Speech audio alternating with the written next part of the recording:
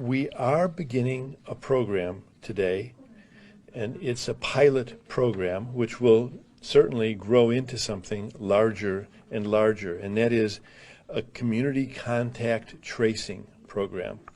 We've done contact tracing all along. That a contact is a person who's been exposed to someone that we document to have the COVID infection. When we find someone who has a COVID infection, those people are immediately isolated. But we also work with them to figure out who their contacts were. Luckily, because you have been doing such a great job of cooperating and staying indoors, staying isolated, it used to be there were 10 contacts, at least, for every patient that we would find. Now, it looks like there are probably only 2 or 3 or 4 contacts, not surprisingly, because most people have been staying away from others. And that's good news. But the purpose of this program is to bring on people. We're going to start with 10 people. We may bring on up to 50 or even more as the program grows and as we see the needs for it. As we do more testing, we will find more and more people who have COVID-19.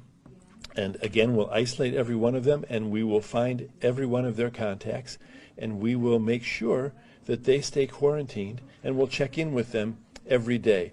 In other words, what this program means is that we're going to do a more complete job, and we're going to do a more meticulous job of making it less and less possible for others in the county to run into someone with COVID-19 infection.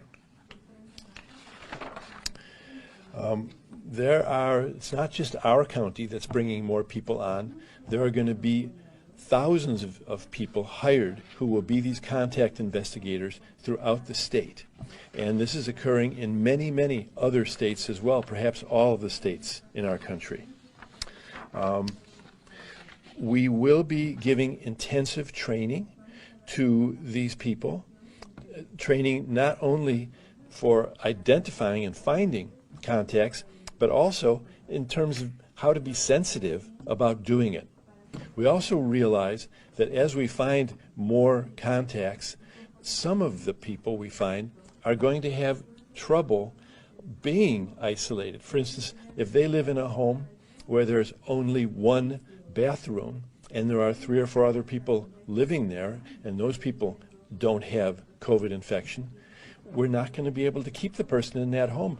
Every person who we're isolating, for instance, needs to have their own bathroom. And so we'll be moving people like this into other kinds of housing that we have available. They'll also have other needs, perhaps, food, whatever it's going to be. The county will be there to back them up and to support them.